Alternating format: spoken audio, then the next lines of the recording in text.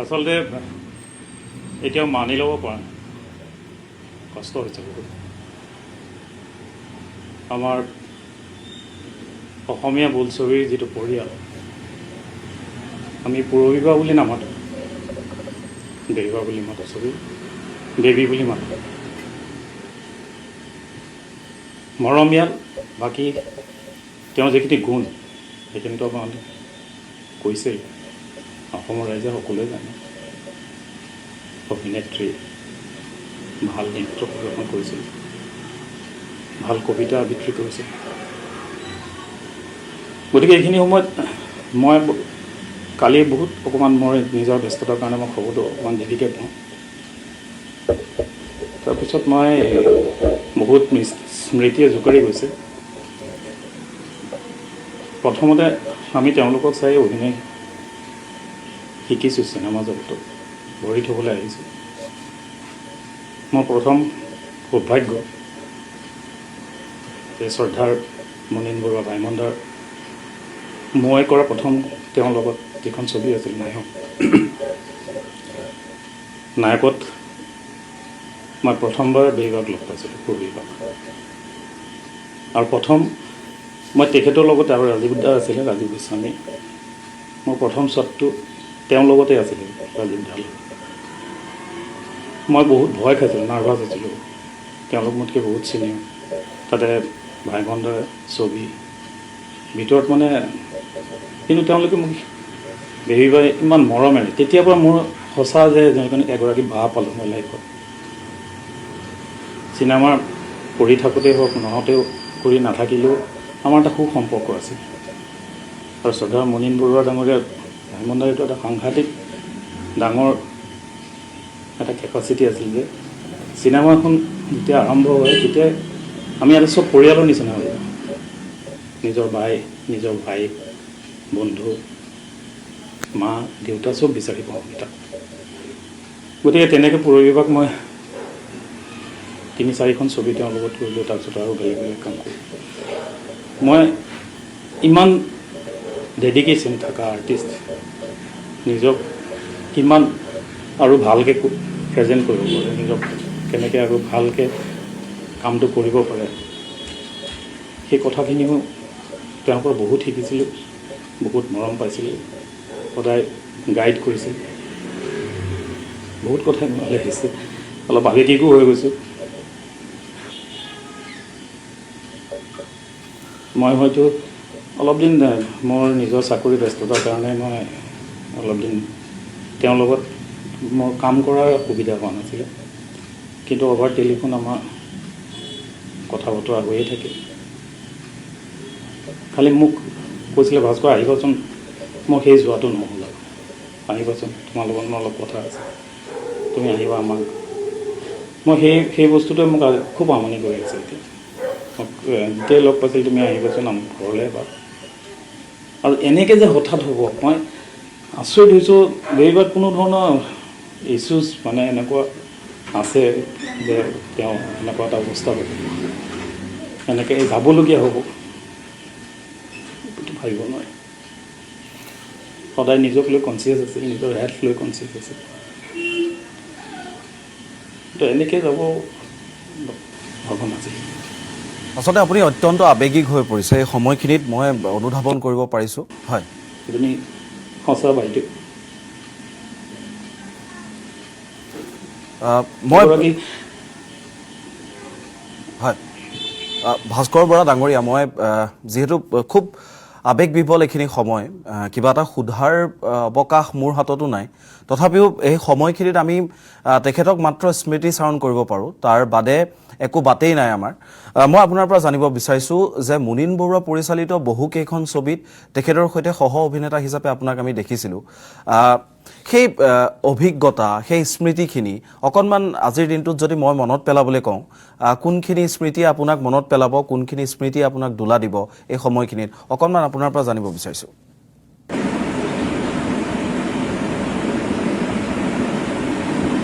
স্মৃতিত মানে ভাল লগা স্মৃতি, বেবীবা সদায় ছেটত এনেকৈ থাকে যেন তেওঁ একো নাজানে, মানে খুব চাইল্ডিছ ভাস্কৰটো কি হ'ব মই এইটো এনেকৈ হ'বনে সৰু সৰু মানে নিজকে মানে ইমান ইন'চেণ্টলি প্ৰেজেণ্ট কৰে যেন তেওঁ একো নাজানেই কিন্তু সময়ত যেতিয়া শ্বটৰ সময় আহে তেখেতৰ পাৰফৰ্মেঞ্চ আপোনালোকক মই বেলেগে ক'বই নালাগে ৰাইজে ক'ব গতিকে সেই গুণটো তেওঁ খুব আছিলে নিজকে সদায় মানে অহংকাৰ নাছিলে কেতিয়াও সদায় মাটিৰ মানুহৰ নিচিনা আছিলে জানিবলৈ খুব ইচ্ছা আছিলে তেওঁ শিকিবলৈ সেইখিনি গুণ তেওঁ পাইছোঁ আৰু আনন্দ মুহূৰ্ত ঢেৰ আছিলে আমি নায়ক কৰোঁতে আমাৰ ঢেৰ ধুনীয়া ধুনীয়া মুহূৰ্ত আছে সেইখিনি অঞ্চল কন্যাদান কৰোঁতেও নায়ক কৰোঁতে আমি ডিগবৈত আছিলোঁ তেনেকুৱা আমি ঘৰৰ এনেকুৱা মানে আমি একেলগে থকা নিচিনা এটা ৰুমত আমি মই ৰবি ৰিজু মানে ভাইমণ্ডল ল'ৰা জয়ন্ত দা এতিয়া নাই আমাৰ মাজত তাৰপিছত ৰাজীৱ দা আমি একেলগে একেখন পশ্চিম বৈশ্য আছিলে নৃত্য পৰিচালক ইফালে ৰুমটোত দেৱা আছিলে ইফালে ভাইমণ্ডা আছিলে আমি একেটা কেম্পাছত একেটা বিল্ডিঙত আমি আছিলোঁ পাকঘৰটো একদম ঘৰৰ নিচিনা বহুত মানে মঞ্জুলা সদায় তেতিয়া আমাৰ ৰাতিপুৱা মই এটা মনত পৰে এতিয়া সেইটো লৈ পেলাই খুব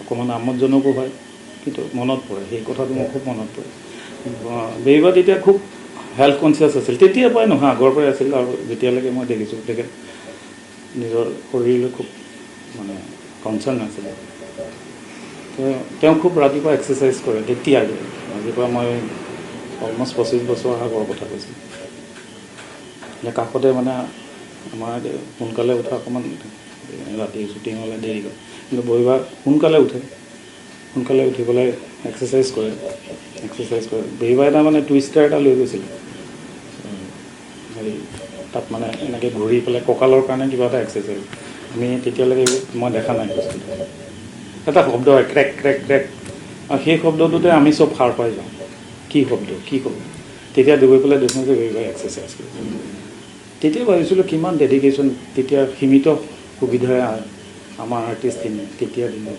বেৰিবাহঁতে কিমান কষ্ট কৰি পেলাই নিজকে ৰাইজৰ আগত নিজৰ প্ৰতিভা দাঙি ধৰিবলৈ চেষ্টা কৰিছিল এইবোৰ মনলৈ আহে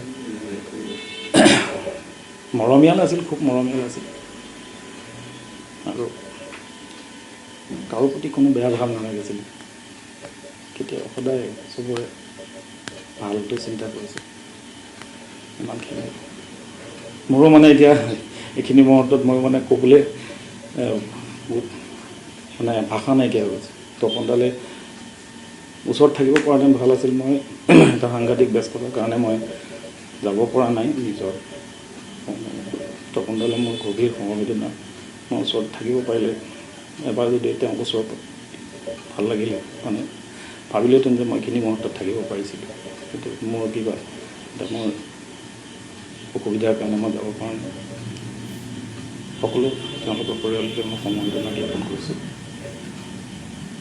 আৰু ভগৱানে শক্তি দিয়ক আমাকো শক্তি দিয়ক আপুনি কোৱা নিচিনা আমি বহুত 2025 পৰা 26লৈকে আমাৰ যথেষ্ট ক্ষতি হৈছে কেতিয়াবা যে মানে কিছুমান মুহূৰ্তত মানে একো ক'বলৈ মন নাযায় শ্বকড মানে কেনেকৈ ৰিয়েক্ট কৰিম নাজানো তেনেকুৱা মুহূৰ্ত কালি প্ৰথমতে মই ভাবিছিলোঁ এইটো ৰিউমাৰ নেকি এইটো তাৰপিছত গম পালোঁ ফোন কৰিলোঁ মৃদুলা বাইদেউক কৰিলোঁ তাৰপিছতে এনেকৈ কৰি পেলাই গম পালোঁ মুন্মিক কৰিলোঁ তাই ক'লে যে আকাশীপা কথাটো সঁচা মই ইয়াতে আছোঁ তেতিয়া কনফাৰ্ম হ'লোঁ বাকী দৌৰি গৈছোঁ আৰু মানে নৱগ্ৰহত গৈ যেতিয়া দেখিলোঁ বিশ্বাস হোৱা নাই মানে আৰু ক'ব গ'লে মই কালি শুৱা নাই আৰু আজি দিনটো মানে একো কৰিবলৈ মন যোৱা নাই কাৰণ আমাৰ আজি ধৰা প্ৰয়োগবাক মই লগ পোৱা 2000কে আগতে 94, 95 আৰু আমি তেতিয়া সৰু প্ৰয়োগবা আমাৰ তেতিয়া আমি স্কুলত থাকোঁতে চকু মেলি নাচা বা গান চাই পেলাই আইনাত চাই পেলাই মই নিজে অভিনয় কৰোঁ মানে দেই ধুনীয়া ইমান ধুনীয়া অভিনেত্ৰী আহি কটনলৈ আহিলোঁ, তাৰপিছত আহি যে তাতে এই অভিনয় জগততে সোমাই গ'লোঁ, প্ৰয়োগবাক পাইছোঁ একেলগে। আটাইতকৈ ভাল মানে বেছিকৈ মানে সদায় হয় কি আমাৰ চিনেমা জগতখনত কিছুমান মানুহ প্ৰফেচনেলি থাকে, কিছুমান মানুহ অন্তৰৰ আপোন হৈ যায়। পূৰবী বা সেই অন্তৰ আপোনৰ মাজত মানে আমি সেই 2000 চনতে এই হৃদয় কপা গান বুলি এখন ছবি কৰিছিলোঁ জয়ন্তৰ। তাতে তোমাৰ বেবী মোৰ একেলগে আছিলোঁ। বেবী বাৰ তেতিয়া দেউতাকৰ খুব অসুখ, মানে হুলস্থুল কৰি বাইদেউ মানে খুব দুখত আছে মানুহজনী। মই একদম ধৰি লৈ সাৱটি মই বহুত বুজাই বুজাই বুজাই বুজাই মানুহজনীক মানে খুব মানে বেবী বাৰ ডাঙৰ স্বভাৱগত বৈশিষ্ট্যৰ ডাঙৰ এটা কথা হৈছে মৰমটো। মানে তেওঁ খুব কিছুমান মানুহ ৰিলেশ্যনশ্বিপ অৰিয়েণ্টেড বুলি কওঁ। বেবী বা সেই 2000ৰ পৰা আজিলৈকে মই অলপ কেইমাহমান অকণমান সম্পৰ্ক মানে ফোন কৰা নাই, কিন্তু মানে আমি কথা পাতি থাকোঁ দেই। একেবাৰে মানে এইটো নহয় যে আমি এভৰি ছিংগল ডে কথা পাতি আছোঁ, কিন্তু ইমান বছৰে ধৰা মানে আটাইতকৈ মানে she was very close to my heart মানে চ'ল। আৰু বেবীবাই খুব শুনিছিলে মোৰ কথা, মানে যিটো মই ক'ম যে কি কৰিম আকাশী ফোন কৰিম, মই কৈছোঁ তুমি এইটো কৰা, মানে সৰু বাধ্য ছাত্ৰীৰ নিচিনাকৈ শুনিছিলে মানে বেবীবাই। কথাবিলাকে বৰ আমনি দিছে। আৰু মই তোমাক হৃদয় কপা গানত মানে বেবী বাৰ এটা কথা আছিলে এক্টৰবিলাকক মানে তোমাৰ সহজ কৰিব পাৰে। তেতিয়া দেৱজিৎ গৈছে নতুন কৰি, দেৱজিৎ ভয় খাই আছে, সি ইমান বেবী বাৰ লগত মই খুব ধুনীয়া এটা আছিলে এনেকুৱা দেৱজিৎ। তাৰপিছতে আমি তেতিয়া বহুত কাম কৰিছোঁ একেলগে, কিন্তু বেবী বাৰ লগত তাৰ সেইটো প্ৰথম আছিলে নেকি। খুব ধুনীয়া গান এটা আছিলে মানে এই অমিতাভ ৰেখাৰ নিচিনা। বেবী বাই মোক ক'লে আকাশী দেৱজিতক মাতি আনে ইয়াতে, আমি গান এটা লগাই দিম, তাৰপিছত দেৱজিতক অকণমান কথা পাতি তাক অকণমান মানে নাচি মেলি তাক যথৰতাটো ফ্ৰী কৰাই দিম। সেইটো কথা তেওঁ ভাবিছিলে। দেৱজিত বহুত তেতিয়া হেৰি হৈ গ'ল, সহজ হৈ গ'ল মানে বুজিছা। আৰু সেইটো এটা। তাৰপিছতে তোমাৰ কোনটো মানে মই আজিৰ দিনটো মই কালি ৰাতিটো পাগলি আছোঁ এই দেউতা দিয়া বিদায়খন। তাৰপিছত আহিলোঁ 2005ত দেউতা দিয়া বিদায়। বেবী বা মোৰ লগত মোক কৈছে তই বল উদ্দেশনা হললৈ, আমি দুজনে আমি প্ৰিমিয়াৰ হৈ গ'ল, তাই চাব নোৱাৰিলে। গ'লোঁ, ইমান টাইম মাজে মাজে মই ওলালে চিঞৰে, মানে সৰু ছোৱালীৰ নিচিনা মানে বেবী বা। আৰু সেইটো কিন্তু মই চিট পখিলা বুলি চবেই কৈছে, সেইটো এটা এজন মানুহৰ পাৰ্চনেলিটিৰ ব্যক্তিত্বৰ বিভিন্ন বিভিন্ন ভাগ থাকে। তাৰে কিছুমান ভাগ হাতী যেনেকৈ দুটা দাঁত থাকে, এটাই খায় আৰু এটা দেখুৱাবলৈ। বেবী বাৰ ভিতৰৰ যিজনী মানুহ, সেই মানুহগৰাকী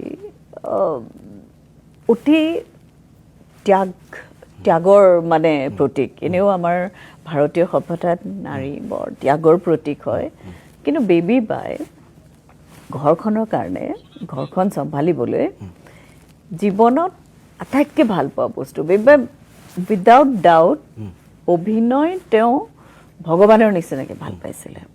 যেতিয়া তুমি বহুদিন সংসাৰখন কিবা হ'ব বুলি, তপনদাৰ কিবা খোৱাটোতে কিবা গণ্ডগোল হ'ব বুলি এনেকুৱা ছেক্ৰিফাইচ খুব কম মহিলাই কৰে বা দুইটা মিলাই থাকে।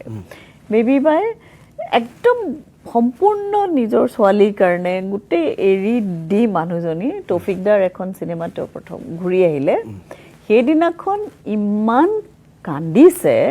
তাৰপিছত মোক পিছদিনা ফোন কৰি ক'লে আকাশী মই বৰ কান্দিলোঁ। মই কৈছোঁ কেলে? বোলে মোৰ সেই কান্দাটো মানে তুমি বুজিবা, তুমি বুজিবা। মোক সদায় কয় তুমি বুজিবা, তুমি লিখা নহয় তুমি বুজিবা।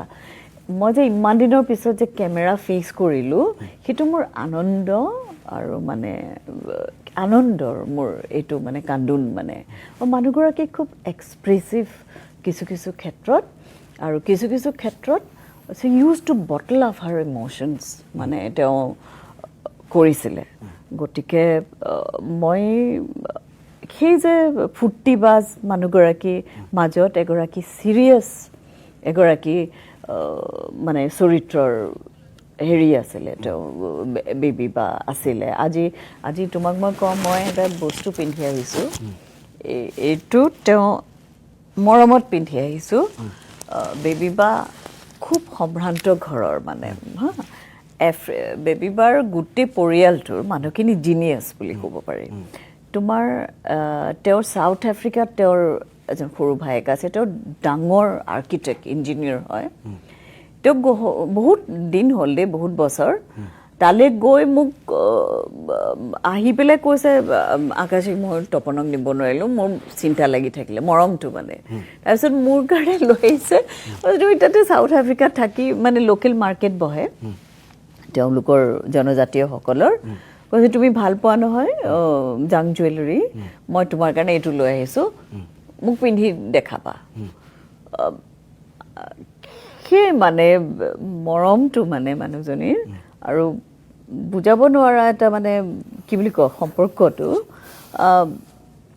মই মানে কি ক'ম আৰু নিশ্চয়কৈ আচলতে মই পোনতেই অনুষ্ঠানৰ আৰম্ভণিতে সেই কথাই উল্লেখ কৰিছোঁ যে আজি সময়খিনি অত্যন্ত উশাহগধুৰ খুব নিতাল নিস্তব্ধ এই পৰিৱেশ বহু যান জঁটৰ মাজৰ পৰা যিখিনি নিস্তব্ধতা আমি পাওঁ সেই নিস্তব্ধতাখিনি যেন ক'ৰবাত এনেধৰণে কোনোৱে লৈ যায় যি অত্যন্ত বুকুৰ আপোন আছিল যি প্ৰতি ঘৰে ঘৰে সপোনৰ সেই নায়িকাগৰাকী হৈ জীয়াই আছিল আমাৰ সৈতে অমৰদীপ গগৈ ডাঙৰীয়া আছে আমি তেখেতৰ কাষলৈ আহিম মই অনুষ্ঠানলৈ আন্তৰিক আদৰণি জনাইছোঁ পুনৰবাৰ আপোনাক সেই কথাখিনি যে মই আপোনাৰ পৰা সেই কথাখিনি জানিব বিচাৰিছোঁ যে ভ্ৰাম্যমান থিয়েটাৰ অনাতাঁৰ নাটক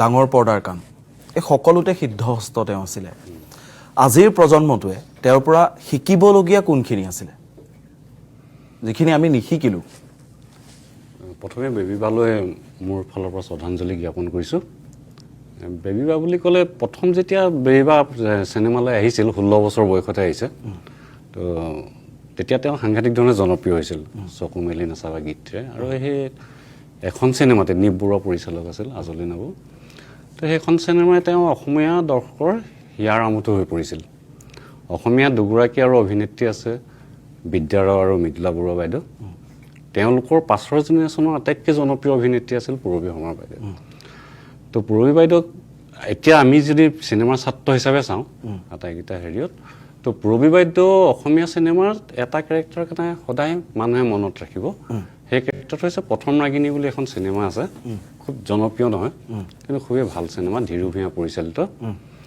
তো প্ৰথম ৰাগিনী চিনেমাখনত পূৰবী বাইদেউ আছিল মূল প্ৰটাগনিষ্ট হিৰইন আছিল আৰু এই চিনেমাখন নিৰ্মাণ হৈছিল ৰমা দাসৰ অচল টকা বুলি এটা বিখ্যাত গল্প আছিল সেই গল্পটোৰ আধাৰত ধীৰু ভূঞা নিৰ্মাণ কৰিছিল সেই চিনেমাখনত পূৰবী বাইদেউৰ যিটো চৰিত্ৰ ৰূপায়ণ কৰিছিল এগৰাকী প্ৰেমিকা প্ৰেমৰ পৰা বিচ্ছেদিত এগৰাকী যুৱতী সেই ছবিখনত তেওঁৰ যিটো অভিনয়ৰ যিটো ক্ষমতা বা দক্ষতা বুলি আমি কওঁ সেইটো অসমীয়া চিনেমা দুটো থকাৰ যেতিয়ালৈকে থাকিব তেতিয়ালৈকে সেই চিনেমাখনৰ পূৰবী শৰ্মা এগৰাকী সদায় জীয়াই থাকিব মানে জনপ্ৰিয়তাটো কি হয় জনপ্ৰিয়তাটো কেতিয়াবা কমে কেতিয়াবা বাঢ়ে কিন্তু দক্ষতাটো সদায় মানুহে মনত ৰাখে যেনেকৈ আমি গঙা চিলনী পাখীক আজি মনত ৰাখিছোঁ তেনেকৈ ধীৰু ভূঞাৰ প্ৰথম ৰাগিনীৰ যিগৰাকী নায়িকা পূৰবী বাইদেউ সেই পূৰবী বাইদেউক সদায় অসমীয়া চিনেমা ইণ্ডাষ্ট্ৰীয়ে মনত ৰাখিব তাৰোপৰি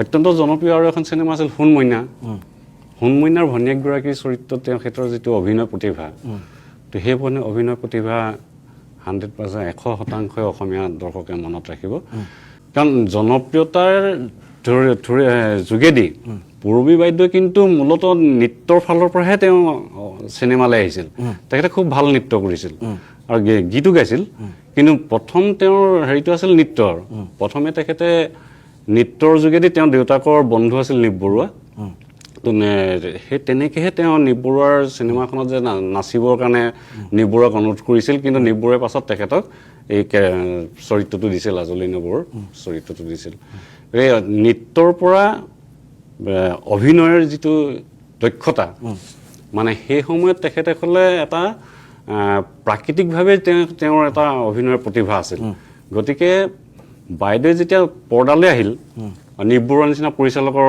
লগত কাম কৰাটো এটা সপোনৰ কথা সেই সময়ত আটাইতকৈ জনপ্ৰিয় পৰিচালক আৰু আটাইতকৈ জনা পৰিচালক অসমৰ তো তেওঁৰ লগত সহজভাৱে কেমেৰাৰ আগত অভিনয় কৰাটো বৰ এটা মুখৰ কথা নাছিল মই ভাবোঁ কাৰণ নতুন ছোৱালী এজনী আহি হঠাতে কেমেৰাৰ আগত ইমান সুন্দৰকৈ অভিনয় কৰিব কোনো খোকোজা নলগাকৈ কাৰণ কেমেৰা এটাৰ সন্মুখত আহিলে বহু মানুহৰ হাত ভৰি কঁপা আৰম্ভ হয় কৃত্ৰিমতা বেছি বৃদ্ধি পায় আৰ্টিফিচিয়েল হৈ যায় সকলো কিন্তু পূৰবী বাইদেউৰ সেই বস্তুখিনি আছিল প্ৰথম চিনেমাখনৰ পৰাই তেখেতৰ অভিনয়ৰ যিটো সহজাত কেমেৰাৰ লগত বা মঞ্চৰ লগত পাছলৈ বা যিটো ভ্ৰাম্যমানৰ কথা ক'লে ভ্ৰাম্যমানৰ অপেচাদাৰী নাটকতো তেখেতৰ যিটো অভিনয় প্ৰতিভা সেই অভিনয় প্ৰতিভাখিনি মই ভাবোঁ অসমীয়া চিনেমা থকালৈকে থাকিব বিশেষকৈ মই বাকীকেইখন চিনেমাতো আছে সকলোৱে উল্লেখে কৰিছে সেইকেইখন চিনেমাৰ কথা কিন্তু প্ৰথম ৰাগিনীৰ যিটো চৰিত্ৰ সেইটো মই আকৌ এবাৰ কৈছোঁ তাতে এটা গানো আছে পাহাৰৰ ভাজে ভাজে খুবেই ধুনীয়া গান তাতে বাইদেউ খুব ধুনীয়া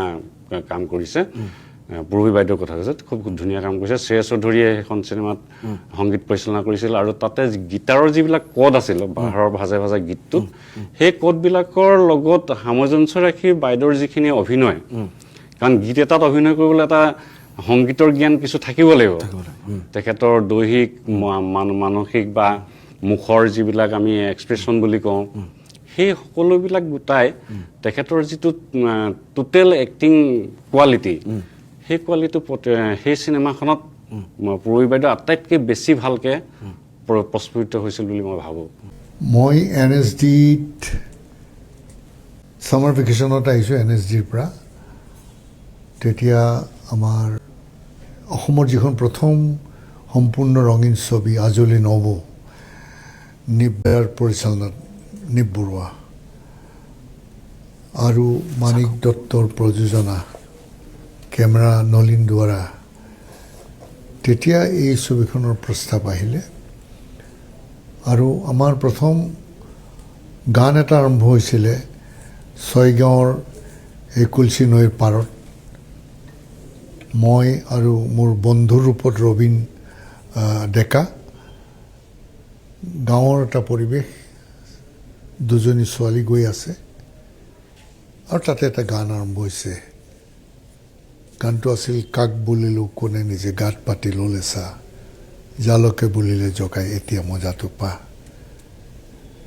এই জোকোৱা দুজনী ছোৱালীক জোকোৱা এটা গান আৰু সেই গানটোৰ পৰাই পূৰবী শৰ্মা মোৰ এই নামটো খুব মনলৈ সাধাৰণতে নাহে বেবী তাইক মই বেবী বুলিয়ে মাতোঁ বেবীৰ লগত প্ৰথম ইণ্টাৰেকশ্যন অৰ্থাৎ চিনেমাত বেবীৰ লগত প্ৰথম চিনাকি ধুনীয়া এজনী ছোৱালী চকুকেইটাত ৰোমাঞ্চ ভৰা দুটা চকু ধুনীয়া গাৰ ৰং একোচা ডাঠ চুলি ষ্ট্ৰেইট হেয়াৰ নহয় কিন্তু তাতে গম পাইছিলোঁ টেলেণ্টটো যে এই ছোৱালীজনী খুব প্ৰতিভা আছে আৰু ভংগীমা নাচত তাই খুব ইজি খুব ফ্লেক্সিবল ফটকৈ নাচত তাই পাৰ্টিচিপেট কৰিব পাৰে কিন্তু অভিনয় সংলাপবিলাকত প্ৰথম আমাৰ খোকোজা লাগিছিলে সেইকাৰণে দীঘলীয়া সংলাপবিলাক নিব্বৰুৱাই কাটি টুকুৰা টুকুৰ কৰি দিছিলে চুটি চুটিকৈ কৰি দিছিলে আৰু সেইকাৰণে ক'লে যে নহয় তোমাৰ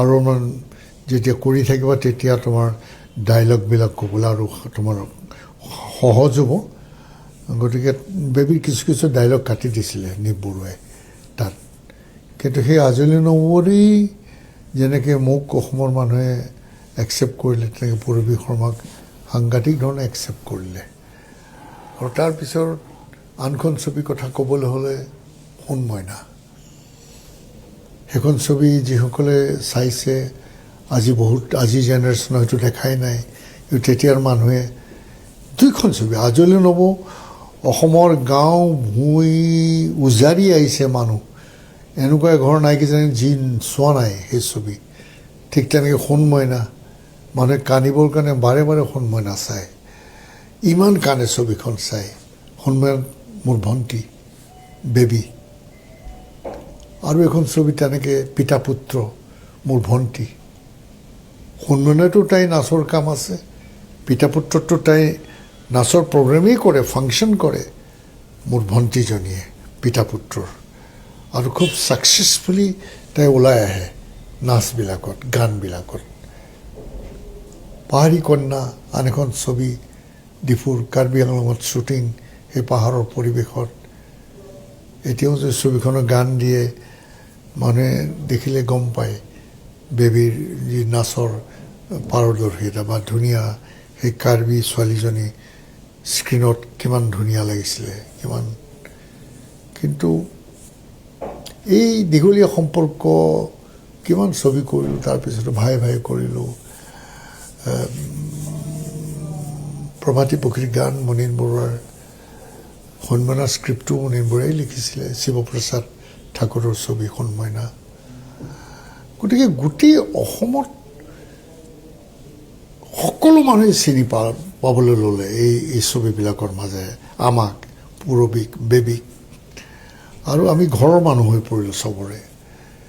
গতিকে আৰু বেবীৰ লগত খুব কেজুৱেল ধেমালি ধুমুলা কৰে তাই, ধেমালি ধুমুলা কৰি ভাল পায়, চিৰিয়াছ কথা আলোচনা নহয়, চিৰিয়াছ হ'বলৈ নিশিকিলেই বেবী, কেজুৱেল। গতিকে এই সম্পৰ্ক, আৰু এটা ঘৰুৱা সম্পৰ্ক মানে কি, সিহঁতৰ ঘৰখনৰ লগত মোৰ খুব আহযাহ, খুব আপোন। তেতিয়া মটৰচাইকেল লৈ গুৱাহাটীত ইমান ট্ৰেফিক জাম, ইমান ভিৰ নাছিলে। সেই মই বেক টু 82, 83, 84, 90s সেই সময়খিনিত। গতিকে ঘৰুৱা সম্পৰ্ক, মানুহৰ ঘৰলৈ অহা যোৱা কৰোঁ। মই সাধাৰণতে বহুত মানুহৰ ঘৰলৈ যাওঁ, মোৰ কো আৰ্টিষ্টৰ ঘৰলৈ যাওঁ, মোৰ ছিনিয়ৰ নাট্যকাৰৰ ঘৰলৈ যাওঁ। গতিকে বেবীহঁতৰ ঘৰখনলৈকো প্ৰায় অহা যোৱা হয়। বেবীহঁতৰ মাকে খুব ভাল পায়, বেবীৰ ভনীয়েক, দুটা ভায়েক, একদম আপোন সম্পৰ্ক। গতিকে এফালে চিনেমা, এফালে নাটকত মই বেবীক পোৱা নাই। আৰু পূৰবী শৰ্মা যেতিয়া সেই দৃশ্যগ্ৰহণৰ স্থলী বা শ্বুটিংস্থলীত যেতিয়া তেওঁ থাকিব, সেই সময়খিনি খুব ৰঙীন হৈ থাকে। সেই সময়খিনি যেন যি ভাগৰ, সেই ভাগৰবোৰ পাহৰি যোৱা যেন লাগে, সেই ধৰণৰ এটা পৰিৱেশ গঢ় লয়। সেই কথাখিনি অকণমান আপোনাৰ পৰা জানিব বিচাৰিছোঁ।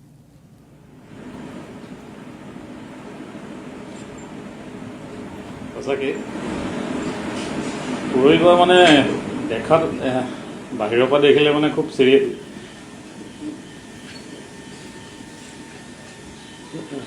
চিৰিয়াছ যেন লাগে, কিন্তু তেওঁৰ চেন্স অফ হিউমাৰটো খুব বেলেগ আছে। আপুনি ধৰিব নোৱাৰে যে বেবী বাই এনেকুৱা এটা ক'ব পাৰে, কিন্তু দেখাত খুব চিৰিয়াছ হৈ থাকে। তেনেকুৱা ঢেৰ মুহূৰ্ত আছে। মই কন্যাদান কৰি থাকোঁতে তেওঁ মোৰ পৰিবাৰ হৈছে চিনেমাখনত।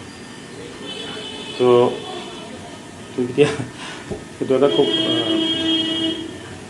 মানে আমোদজনক। মই অকণমান চাপৰ আছিলোঁ।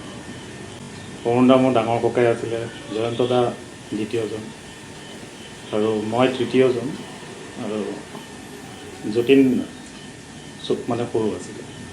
চবৰে হাইটটোতকৈ মোৰ হাইটটো কম। তেতিয়া কিবা এটা ব্যৱস্থা কৰা হ'ল। হেমন্ত দাই ক'লে, ইয়াক কি কৰা যায়, অকণমান ওখ কৰিব লাগিছিল, বেবীয়ে গিৰিয়েক হ'ব, গতিকে কি কৰিব। মই মানে মোক ক'লে, তই দাড়িটো ৰাখি দেচোন, ফেন্স কাট। দাড়ি ৰাখিলোঁ। বেবী হোৱাৰ লগত মই অকণমান ব্যৱধান, বয়সৰ ব্যৱধানটো, তাৰপিছতে বোলে নাই তই পাৰিবি কৰিব লাগিব। সেয়াই আত্মবিশ্বাস দিলে, মোৰ ওপৰত আস্থা ৰাখিলে। তাৰপিছত এযোৰ জোতা বনোৱা হ'ল। সেই জোতাযোৰলৈ বেবীবাই সদায় কয়, তুমি জোতাযোৰৰ ওপৰত উঠি আহা। তেনেকুৱা বহুত মুভমেণ্ট আছে। এতিয়াও আমাৰ যিটো ঊল গুঠিব জানানে গানটো আমি শ্বুটিং নগাঁৱতে কৰিছিলোঁ, সেইবোৰ বহুত স্মৃতি আছে। তেওঁ খোৱা বোৱা লৈ পেলাই খুব কনচাৰ্ণ আছিলে। খোৱা টেবুলতো তেওঁ সদায় দৈ খাই খুব ভাল পাইছিলে। দৈ বুলি ক'লে মানে তেওঁ তেনেকুৱা হেৰি মুহূৰ্ত বহুত আছে। খালি সেই কথাবিলাক মনলৈ আহিলে খালি এতিয়া ক'ৰবাত হেঁচা মাৰি ধৰে বুকুখনে। ইমান কম সময়ৰ ভিতৰতে আৰু বহুত যেন কাম কৰিবলৈ তেওঁ থাকিলে। যিয়ে নহওক য'তে আছে বেবীবা শান্তিত থাকক। তোমাক কেতিয়াও পাহৰিব নোৱাৰিম, সদায় তুমি আমাৰ মনৰ মাজত থাকিবা। এনেকুৱা পৰিস্থিতিৰ মাজতে আমি সদায় থাকিলোঁ, যেতিয়াই কাম কৰিলোঁ। সদায় কেতিয়াবা কিবা সৰু কিবা কথা প্ৰব্লেম এটা হ'লেও ভাস্কৰ এইটো এনেকুৱা কৰিম বুজিছা, কেনেকুৱা হ'ব কোৱাচোন। সেইবিলাক মানে মোৰ মানে চব ফালে এতিয়া মানে হেৰি হৈ আছে। খালি দুখ সেইটোৱে আৰু মই কৈছোঁ যে এপাত নিজে গৈ পেলাই মই মাতাৰ পিছতো যাব নোৱাৰিলে তো মোৰ দুখটো থাকি গৈছে। নিশ্চয়কৈ আমি আকৌ আহিম আপোনাৰ কাষলৈ আৰু কিছু কথা আমি আপোনাৰ পৰা জানিবলৈ চেষ্টা কৰিম। মই বাইদেউ আপোনাৰ কাষলৈ মুহূৰ্তত আহিছোঁ। মই আচলতে সেই আপোনালোকৰ প্ৰত্যেকৰে আৱেগখিনি মই অনুধাৱন কৰিব পাৰিছোঁ যে কিমান স্মৃতি এই সময়খিনিত দোলা দি গৈছে। ইতিমধ্যে আপুনি উল্লেখ কৰিছে যে কালি নিশাটোৰে পৰা এই পৰ্যন্ত আপুনি সেই স্মৃতিখিনিৰ সৈতে অহৰহ বিচৰণ কৰি আছে আৰু সেই স্মৃতিখিনি আপোনালোকক অত্যন্ত আমনি কৰিছে। জেৰিফা ৱাহিদ, আপুনি আৰু বাইদেউ, আপোনালোকৰ সম্পৰ্কটো আৰু বহু আছে তেনে, কিন্তু আপোনালোকৰ সম্পৰ্কটো অত্যন্ত সুকীয়া আছিল আমি যিমান দূৰ জানিছোঁ বা যিমান দূৰ গম পাইছোঁ। এই সম্পৰ্কটো কেৱল চিনেমাৰ পৰ্দাতেই নহয়, ঘৰুৱাভাৱে খুব সঘন আহজা, ঘৰুৱাভাৱে অত্যন্ত খুব সমাদৰ। এই কথাখিনি অকণমান কওকচোন। মই তোমাক এই ৰিচেণ্ট কথা এটা কওঁ। মোৰ মানে খুব কম সম্পৰ্ক চিনেমা জগতৰ। আমি যেতিয়া আৰম্ভ কৰিছোঁ গোটেইবিলাক এটা পৰিয়াল নিচিনা। বিদ্যুৎ দা হওক, সঞ্জীৱ দা হওক, চবেই মৰম কৰে। বিদ্যা দি হওক আৰু বেবী বা আহিলে মই মানে নিজৰ ভিতৰত এটা আছিলে যে কেতিয়াবা যদি মই নিজে পৰিচালনা কৰিব পাৰোঁ, মোৰ ভাল লগা বা কেইজনী মই দিম। আৰু বেবী বাৰ প্ৰত্যেকগৰাকী অভিনেত্ৰীৰে এটা মানে ভোক থাকে, ভাল চৰিত্ৰৰ এটা ভোক থাকে। বেবী বাৰো আছিলে। বেবী বা মানে আমি যেনেকৈ হাড়ে হিমজুৱে এক্টিং মই হয়তো 10 বছৰ নকৰিব পাৰোঁ, কিন্তু মোৰ সদায় ভোক থাকিব যে মই ভাল চৰিত্ৰ। মই মোৰ আৰোহা এম্পায়াৰ বুলি মিডিয়া হাউচ এটা আছে, এটা স্বাস্থ্যমূলক হেৰি মোৰ নিজৰ ষ্টৰীৰে এটা কেৰেক্টাৰ মানে HIV পজিটিভ সকলৰ ওপৰত এৱেৰনেছ এটা। অসীম কৃষ্ণ বেব্বাক মই কৰিলোঁ। বেব্বা কৰিবা মানে নে বুলি নুসুধো আৰু কৈছোঁ আমুক আমুক তাৰিখে তুমি ডেটটো মিলাই দিয়া মোক। বেব্বাই ক'লে কেনেকুৱা কেৰেক্টাৰ? মই কৈছোঁ একদম অফ বিট তোমাৰ। অসীম কৃষ্ণটো একদম অফ বিট মানে অকণমান গে কেৰেক্টাৰ। নিষিদ্ধ নভেলখন মোৰ LGBTQI ওপৰত তুমি জানাই, নৰ্থ ইষ্টৰ প্ৰথম নভেল। গতিকে তেনেকুৱাকৈ এটা সম্পূৰ্ণ বেবী বাৰ মুখত এই মই তোমাক 2023-24 কথা কৈ আছোঁ। মানুহজনী মানে চকুটো উজ্জ্বলি উঠিলে। মোক ক'লে যে আকাশী সঁচাই তুমি মোক এনেকুৱা ধুনীয়া ৰোল দিবা। মানে প্ৰফেশ্যনেলিজমটো মানে মোৰ অভিনেত্ৰী হিচাপে বেবী বাৰ। আজি বেবী বাৰ এটা সময়ত গ্লেমাৰটো বলিউডৰ যিকোনো এক্ট্ৰেছৰ লগত গ্লেমাৰৰ লগত মিলিব পৰা। আজি যদি তেওঁ শ্ৰীদেৱীৰ নিচিনা এখন যদি বা জয়প্ৰদাৰ তেতিয়া দিনৰ যদি ডাফলিৱালেৰ নিচিনাও পাৰিলেহেঁতেন, তেওঁ নৃত্য প্ৰেক্ষাপটটো সলনি, তেওঁতো অসমৰ শ্ৰীদেৱী বুলি ক'লেওতো নুই কৰা নহ'ব। সেইটো কথা কৈছোঁ। আৰু কিন্তু লগে লগে তেওঁ সেই আৰ্ট এটা মানে ধৰা মেছেজ থকা মুভি কৰিবলৈ এই মোৰ তোমাৰ কম সময়ৰ ভিতৰতে আমি কৰিলোঁ সেইখন। ইমান মানে বেবী বা সন্তুষ্ট, মানে প্ৰতিটো শ্বট দিয়াৰ পিছত সৰু ছোৱালী নিচিনা আকাশে হৈছে হৈছে হৈছে মানে সেই এই জাষ্ট মই ক'লোঁ। বেবীয়ে মোক কৈছে যে আকাশে মোৰ অন্তৰখন ভাল লাগিলে কেলে মই মনে বিচৰা এটা চৰিত্ৰ কৰিব পালোঁ। সেই ভোকটো যে তোমাৰ দেই। আৰু মইতো পৰিয়াল হিচাপে কৈছোঁ বেবীবাকে। আৰু বেবী বাৰ ডাঙৰ এটা দুৰ্বলতা, তুমি আচৰিত কথা, লিখা পঢ়া কৰা মানুহ বা কিতাপ কবিতা লিখা মানুহ খুব ভাল পায়। এতিয়া তপন দাক ভাল পায়। মোক কৈছে তোমাক কেলৈ মই ভাল পাওঁ জানা আকাশী, তুমি যে লিখা মেলা কৰা। তপনক মই কিয় ভাল পাওঁ জানা, তপনে যে লিখে, কবিতা লিখে, গল্প লিখে। মানে বেবী বাৰ সেইটো হিচাপ যদি মই সেইটো চৰিত্ৰ চাওঁ, বেবী বাক মই কওঁ তুমি নিজে দাৰ্শনিক এগৰাকী। পৃথিৱীত কোনোবা এনেকুৱা মানুহ মই দেখা নাই, এই মানুহ ওপৰকে ভাল পায়।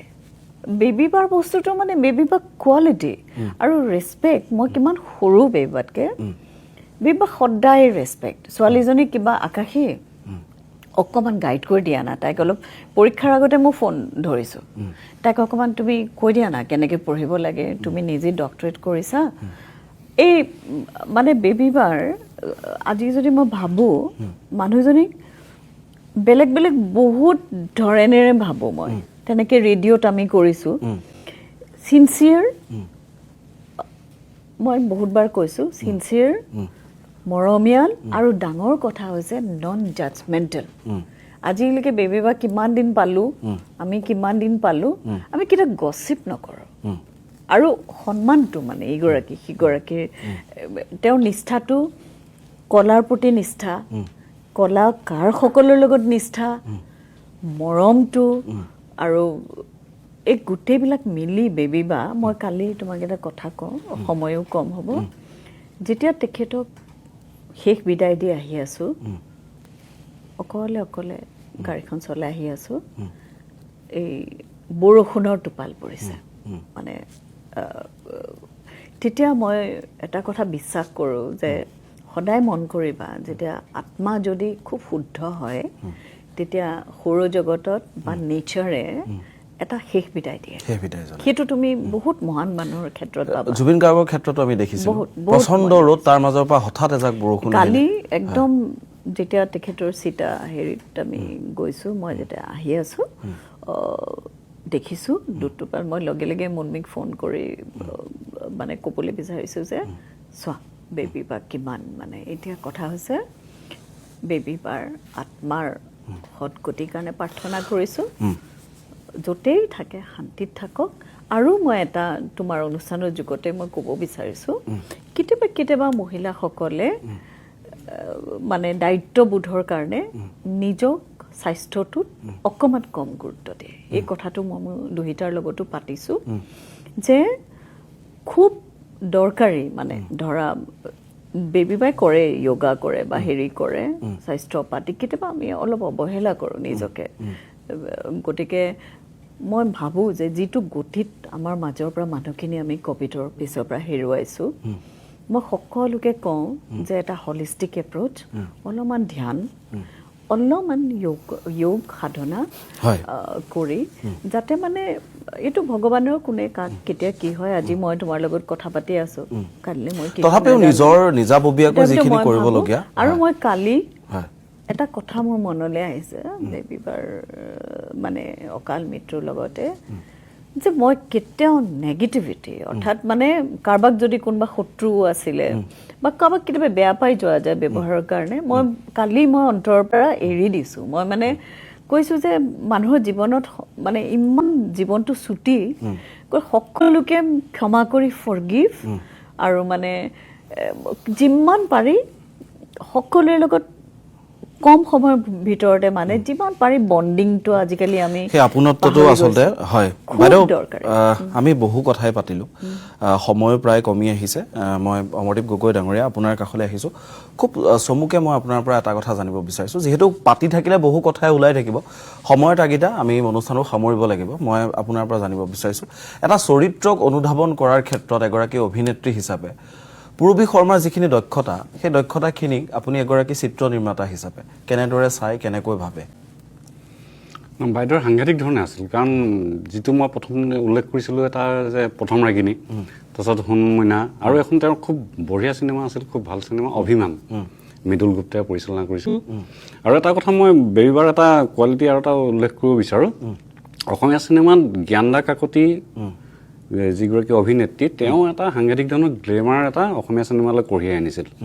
তাৰপিছত আমাৰ ইভা চাও বাইদেউৰ পৰা এনেকৈ আৰু গ্ৰাম্য সৰলতা আকৌ আমাৰ মৃদুলা বা আৰু বিদ্যাৰত আমি দেখা পাওঁ এই যিটো গ্লেমাৰাছ আৰু গ্ৰাম্য সৰলতা অসমীয়া নাৰীৰ যিটো হেৰি তাৰ কম্বিনেশ্যন আছিল মানে আমাৰ পূৰবী বাইদেউ তেওঁক আমি অভিমানত আমি গ্লেমাৰাছ এটা হেৰিয়াতো দেখা পাওঁ পাহাৰী কন্যাত আমি একেবাৰে পাহাৰৰ ছোৱালীজনী যেন লাগে আৰু সোণ মইনাত একেবাৰে ঘৰৰ কাষৰ ভণ্টিজনী যেন লাগে এই যিটো কোৱালিটি, এই কোৱালিটি অভিনয় কোৱালিটিটো সকলোৰে নাথাকে, সকলোৰে ভেৰিয়েশ্যনটোৰ কথা কৈছো মই। ভেৰিয়েশ্যনটো, সেই ভেৰিয়েশ্যনটো একচেপ্ট কৰিবৰ কাৰণে তেওঁ সেই অসমীয়া সমাজখন বা সেই যিখন কেৰেক্টাৰ, যিটো চৰিত্ৰ তেওঁ ৰূপায়ণ কৰিব, সেই সমাজখন তেওঁ প্ৰথম জানিব লাগিব।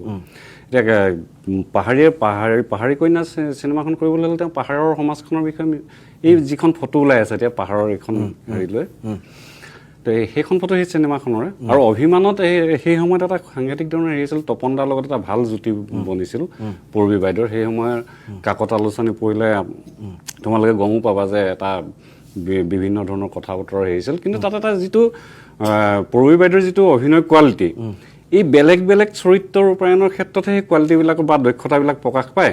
সেইটো পূৰ্বী বাইদেউৰ আছিল, কাৰণ তেওঁ সেই সমাজখন বা সেই চৰিত্ৰটোক নিজৰ কৰি ল'ব পাৰিছিল। মানে অভিনেতা বা অভিনেত্ৰী এগৰাকীৰ দক্ষতা কেতিয়া প্ৰকাশ পাব, যেতিয়া তেওঁ সেই যিটো জেগাত থিয় হৈ থাকে, সেই জেগাটোক তেওঁ আপোন কৰি ল'ব পাৰে, তেতিয়াই তেখেতৰ অভিনয় প্ৰতিভাটো নিজে নিজে প্ৰকাশ পাবলৈ আৰম্ভ কৰে। তেওঁ সেইটো কাৰণে আমি এই আজলি নৱৰ চৰিত্ৰটো ইমান সহজ সৰলভাৱে তেওঁক আমি দেখোঁ, কাৰণ তেখেত সহজ সৰল হিচাপে সেই সময়ত হেৰি আছিল, কাৰণ সৰু ছোৱালী আছিল, মাত্ৰ 16 বছৰ তেতিয়া তেখেতে সেই চৰিত্ৰটো ৰূপায়ণ কৰোঁতে। 16 বছৰ বয়সত এগৰাকী ছোৱালীয়ে ডেফিনেটলি তেওঁ সৰলতাখিনি থাকে, আৰু সেই সৰলতাখিনিক পৰিচালক নিবুঢ়াই খুব সুন্দৰভাৱে ব্যৱহাৰ কৰিছিল।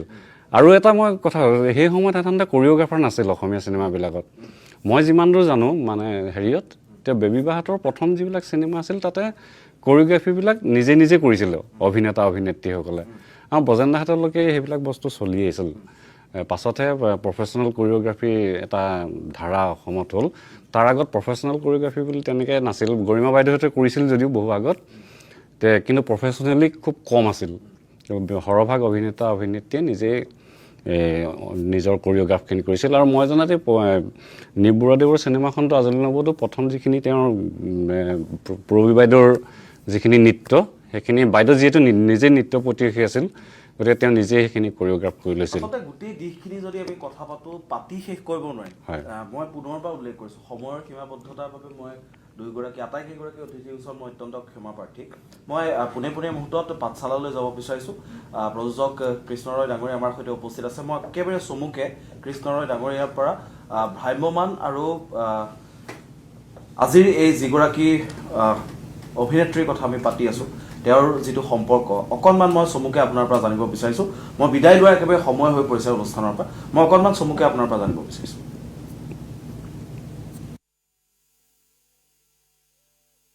পূৰবী শৰ্মা আচলতে ভ্ৰাম্যমানৰ আহৰ আগতে আজলি নবৌ চিনেমাখন কৰি ছুপাৰ ডুপাৰ হিৰইন হৈছিলে। খুব ভাল এটা হৈছে। মই ভাবাত এই মৃদুলা বৰুৱা পিছতে এই আমাৰ পূৰবীয়ে মোক এটা ভাল, আমাৰ বুলি কৈছোঁ এইকাৰণে, পূৰবী জন্ম আচলতে পাঠশালাতে। আমাৰ চিনাকি দেউতাকে আমি দাদা বুলিয়ে মাতিছিলোঁ দেউতাকক। খুব ভাল এটা পৰিচয় আছিল আমাৰ লগত। তাৰপিছতে তেওঁ তাৰমানে বহুত মুনীন বৰুৱাৰ বহুত চিনেমা কৰিছে। ছুপাৰ ডুপাৰ একদম হিৰইন হৈ গ'ল সেই সময়ত, ইলা কাকতি আৰু মৃদুলা বৰুৱাৰ পিছতে। তাৰপিছত ৰাজতিলক থিতাৰে দুইগৰাকী মই বিষয়ত একো ক'বলগীয়া নাই, সেইটো ৰাইজে নিজেই নিৰ্ধাৰণ কৰিব। জুবিনৰ ছবি ভাল জেগাত আকৌ, আৰু এজন শিল্পীৰ কথাবোৰ সেই বিষয়ে আচলতে জুবিনক লৈ টনাটনি হৈ থকাটোৱে আমি ভাল নাপাওঁ আচলতে সেই বিষয়ে। আৰু হয়তো এখন দুখন নহয়, তেনেকুৱা কেইবাখনো ছবি মানুহে আঁকিবলৈ ভাল পাব। এতিয়ালৈকে মই সেই বিষয়ত একো ক'বলগীয়া নাই, আৰু মই সেই বিষয়ে গোটেই কথাখিনি মই আচলতে জানি বুজি এতিয়া ল'বলৈ মানে মই ছ'চিয়েল মিডিয়াটো অকণমান কেতিয়াবা এভইড কৰোঁ, কাৰণ সেই বিষয়বোৰ লৈ পেলাই টনা আজোৰা কৰি থাকিলে জুবিনেও শান্তি নাপাব, আমি পৰিয়ালেও শান্তি নাপাম। সেইকাৰণে সেই কথাবোৰ এনেও পাৰ্মিশ্যন দিব পৰা দায়িত্ব মানে গোটেই হেৰি ক্ষমতা মোৰ হাতততো নাই, সেইটো চৰকাৰৰ হাতত আছে, নহ'লে বা সেয়া এডমিনিষ্ট্ৰেশ্যনৰ হাতত আছে। গতিকে এই বিষয়ে আপোনালোকে মোক প্ৰশ্ন নকৰাই ভাল, কাৰণ এই বস্তুবোৰে আমাক কষ্ট দিয়ে। গতিকে মই ভাবোঁ সংবাদ মাধ্যমেও এইটো বস্তুৰ প্ৰতি তেওঁলোক সংবেদনশীল হোৱা উচিত, যে পৰিয়ালৰ মানুহ সকলোতে যাতে টানি নাথাকে। যিহেতু জুবিন গাৰ্গৰ বিষয়টো আদালতৰ বিচাৰাধীন হৈ আছে, আপুনি ভাবেনে যে জুবিন গাৰ্গে ন্যায় পাব? আমাৰ ন্যায় ব্যৱস্থাৰ ওপৰত সম্পূৰ্ণ আস্থা আছে। দেশৰ ন্যায় এই যে প্ৰক্ৰিয়াটো চলি আছে, গতিকে মই ভাবোঁ জুবিনে বিজয়ৰ দিশে আগবাঢ়িছে আৰু সকলো সঠিক দিশতে গৈ আছে। অলপ সময় লাগিছে কাৰণ বহুত সাক্ষী আছে, প্ৰায় 394 সাক্ষীৰ ভিতৰত কিমানখিনি তেওঁলোকে এতিয়া আদালতৰ মজিয়ালৈ আনে মই সেইটো নাজানো, কিন্তু তথাপিতো সেইটো অকণমান প্ৰক্ৰিয়াটো অলপ দীঘলীয়াই হয়তো হ'ব, কিন্তু আমি সম্পূৰ্ণ বিশ্বাসেৰে সেইটো লৈ আছোঁ যে আমাৰ দেশৰ ন্যায় ব্যৱস্থাই আৰু জুবিনৰ নিচিনা সত্তাক অন্ততঃ ন্যায় দিবই, আৰু আমি সত্য আৰু শুদ্ধৰ পথতে আমি আগবাঢ়িছোঁ। গতিকে প্ৰতিজন অসমীয়াই সেয়া যুঁজি আছে, প্ৰতিজন অসমীয়াই প্ৰাৰ্থনা কৰি আছে, অন্তৰৰ পৰা কামনা কৰি আছে যে সত্যৰ সদায় জয় হওক। আৰু জুবিনৰ নিচিনা এটা সত্তাই যদি তেওঁৰ প্ৰতি হোৱা অন্যায়ৰ ন্যায় নাপায়, তেতিয়াহ'লে ন্যায় শব্দটোৰ অৰ্থনো ক'ত থাকিব বা সেই শব্দটোৰ মূল্য ক'ত থাকিব। গতিকে মই সেইটো নাভাবোঁ। প্ৰতিজন অসমীয়াই যি অন্তৰেৰে অসমীয়া, তেওঁ প্ৰতিজনেই জুবিনৰ ন্যায় কামনা কৰি আছে আৰু সেইটোৱে হ'ব।